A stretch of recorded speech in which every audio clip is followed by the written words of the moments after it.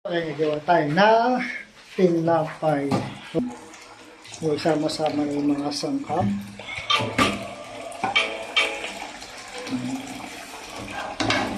Egg, yeast, saka yung pipilya.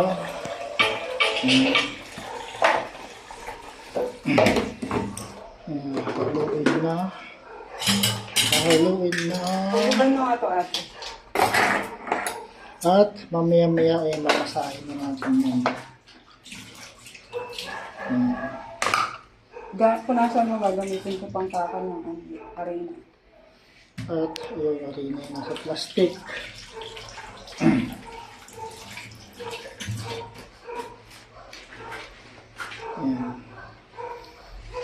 Nahalo-halo na ng magaling kong asawa. Yung meron pang merienda yan mamaya.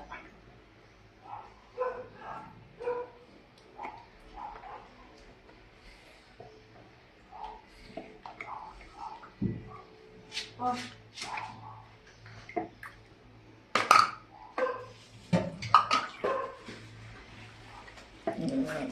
Halo-halo, halo-halo. Tapos lalagyan na ng harina.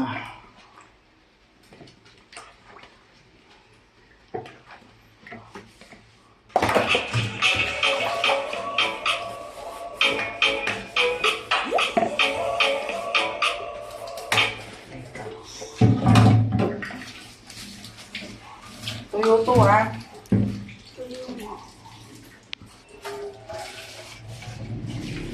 Lagyan ng harina. Tapos, mamasahin na natin yan. Ayan. So, ngayon, hintay na natin matapos yun. Tapos, mamasahin na natin yung mamaya para sa ating merienda tinapay. Homemade tinapay. Gagawa kami ng homemade tinapay. So, hintay na natin matapos yun. Tapos, mamasahin na natin. Gamasa na tayo ng dos. Sabayan natin magmasa.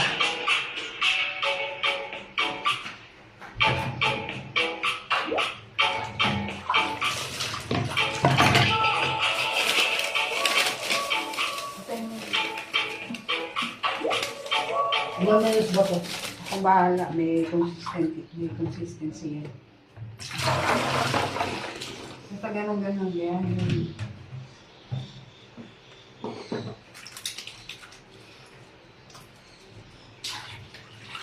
Sugar-free bread. Lagyan na mamaya.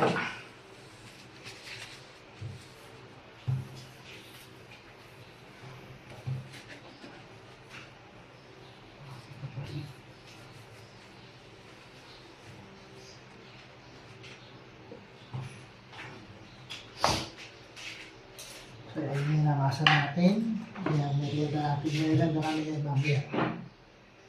Homemade bread.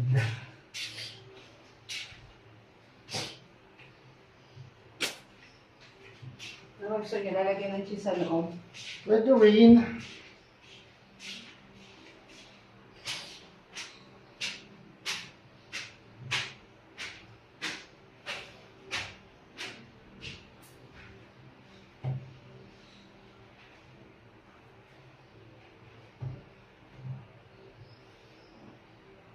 Ginawa niya ito before. Ginawa niya ito dati. Merienda. Pero pangbahay lang to, mga boss. Pag may gamit lang, mga litrang ano, yun, tsaka siya gumagawa, siya sa magawa. Pero pag walang natin ang gamit, walang natin ang mga yeast or mga ingredients, hindi nakagawa. Pambahay lang to. Merienda namin.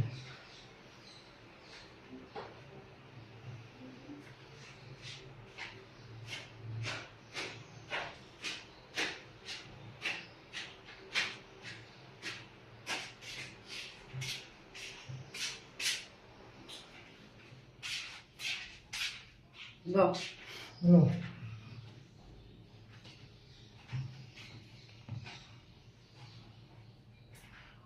Yan, yan, yan.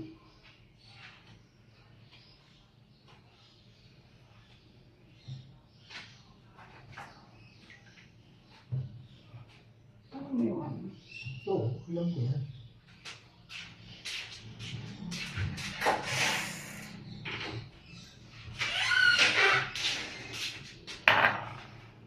Basta natin namin lalagyan ng cheese pa naman sa loob. Ay, nilagay pala sa marumihan. Kasi may 1 hour. Tapos, patasahin ito muna ng 1 oras bago iluto. Sa marumihan.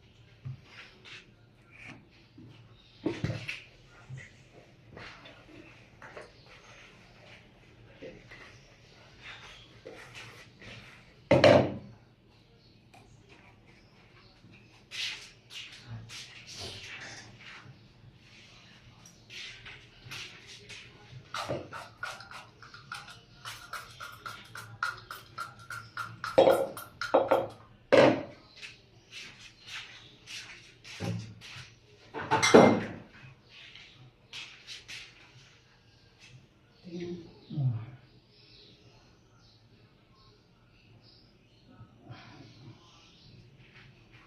Dapat mababa na.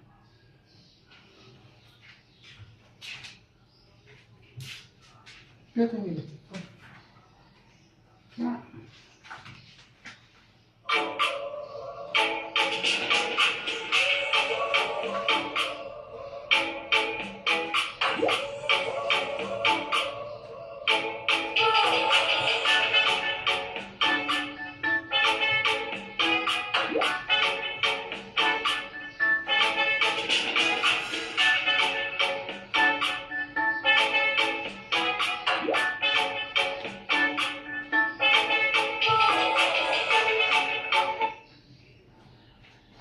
Mga 9:55. So, may electric fan. So, yan na siya mga boss. At yun na masang tinapay.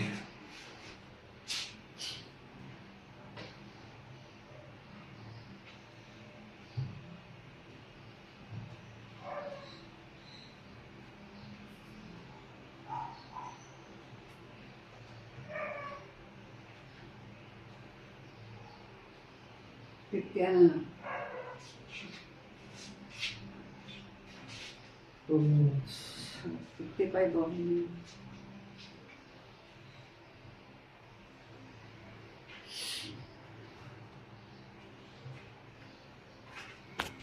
So, yan na yung ating lamasang tinapay para mamaya merienda natin. Merienda. So, maghihintay na lang tayo ng 1 oras dyan para maano siya, balsa siya ng gusto. So, natin na 1 oras. And boss, update sa ating ginagawang homemade tinapay o pandesal. Ayan, umalsa na siya. Hindi na siya, kanina, medyo maliit pa siya ngayon. Ayan, umalsa na yung ating homemade tinapay. Ayan.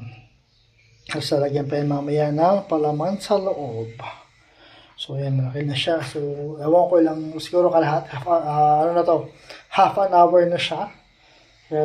So, kalahating oras pa siguro. At mas lalaki pa siya, mas lalasa pa siya ng malaki. So, ayan. Kanina yung maliit lang yan, kaya lang siya kaliit kanina. Ngayon, ayan, malaki na siya. Siguro, mas malaki pa siya sa kamay ko. No? So, yun yung update sa ating minasa kanina or yung minasa kanina natin. No, malaki na siya ngayon. So, siguro nakakalahating oras na yan. So, kalahating oras pa, mas lalaki pa siya dyan. No, ayan. Yan na yung ating homemade na tinapay. Mamaya, bibigyan na natin yan. Luto natin yan dito. Yan, dyan luto yan mamaya. Yan sa ating malaking air fryer. No? So, yan na yung ating minasa kanina. Malaki na siya. Malasa na. Yung minasa kanina na tinapay. Sugar-free bread. At lalagyan natin siya ng cheese. So, ayan.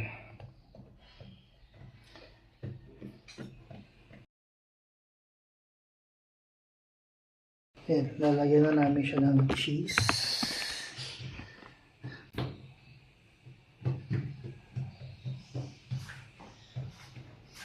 Pinaplat lang.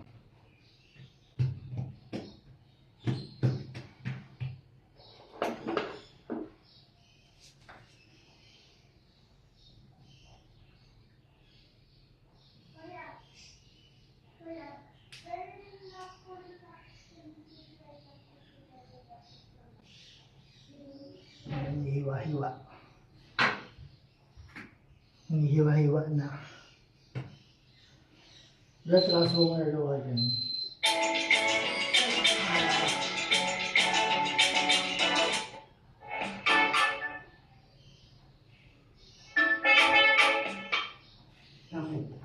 Wala. Kumukulong.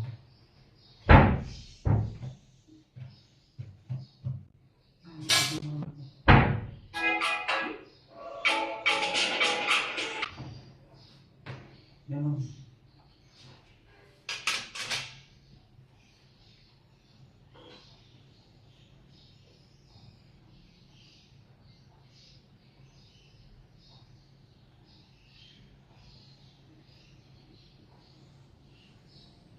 Hindi ba niya in-spread yun?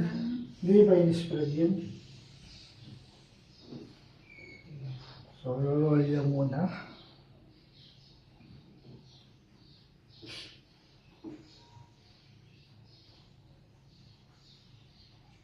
Dapat pala, dito na tayo maglagay ng cheese. Dito na sa isa.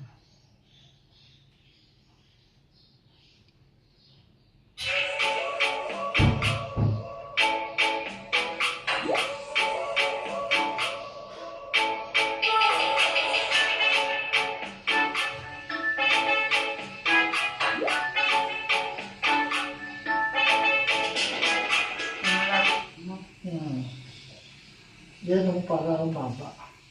Yan. Imagine mo. Huwag mo na kanihin mo. Yan. Paano na yan? Hindi mo na papahabain. Hindi na masyadong manipis yun. Wala, pwede na yan. Alis na.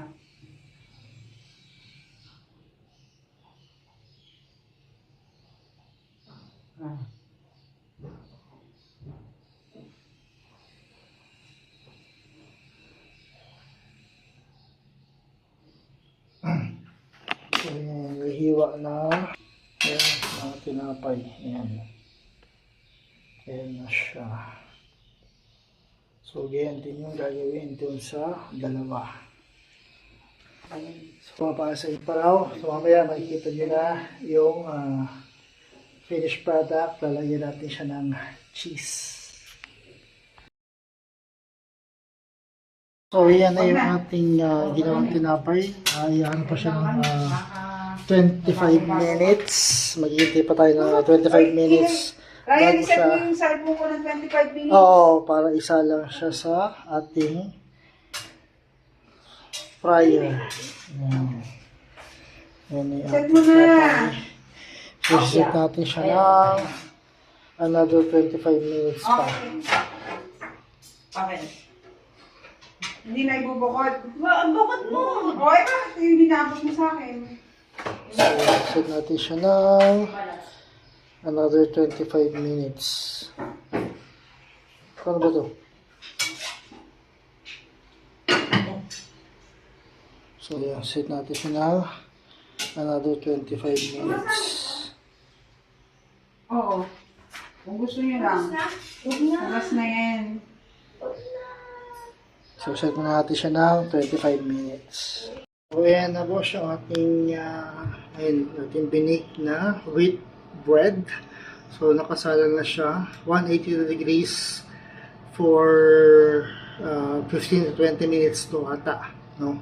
So, 180 degrees. Ayan, 2 minutes na lang natin itira. So, hindi natin siya naabutan. Isa pa lang yung nakasalang dyan. No? So, isa pa lang naman yung nakasalang. Ayan. So, yung isa isa nakalagay. So, yan, isa pala yung nakasalang dyan. Hindi alam kung nasan yung isa. No? So, ayan. Tatapos na siya. 180 degrees. 1 minute na lang, mga boss. Yan. So, ayan. 1 minute na lang yan. At matapos na yung unang batch ng ating wheat bread. Ayan, yung binig natin wheat bread kanina.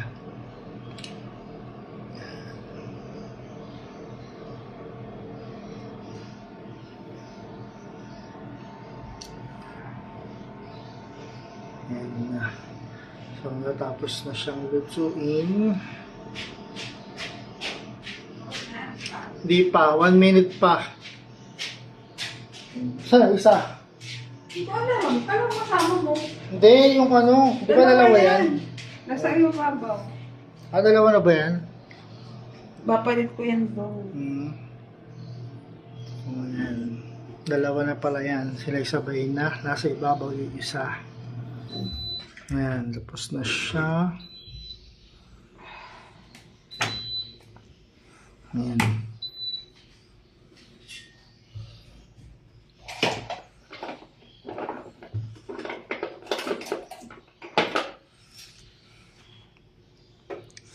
Ang bango. Ano pa ka? Ayan na. Ayan na yung ating binig kanina. Ayan. So, ayan. Isa luto na. Isa hindi pa masyado. Hindi pa tayo kakain, sir. Ha? Pagkasabay na. Hindi pa tayo kakain. Sinabi ko kay Faith. Oo. Kumukuha na ng gamit eh. Hindi pa. So, ayan. Lulutuin pa yung isa. Ayan. Ayan na yung isa natin.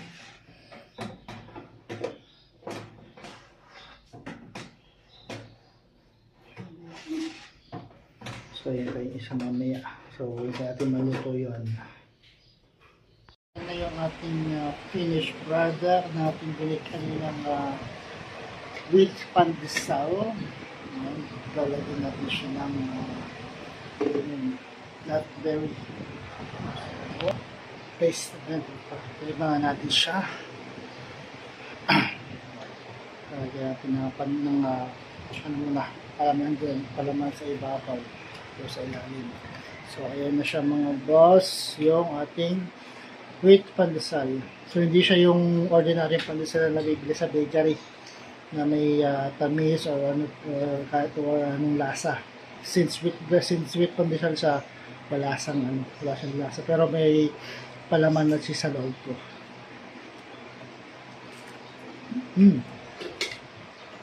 Sarap. Sarap. Ano? Okay. Ito siya kumakain na. At meron din siyang berry palaman. So, yan. Yung ating homemade wheat pandesal na binake natin kanina. Ayan na. So, yun nga, since wheat pandesal niya siya, wala siyang ibang lasa. Yung mga tamis, alat, wala.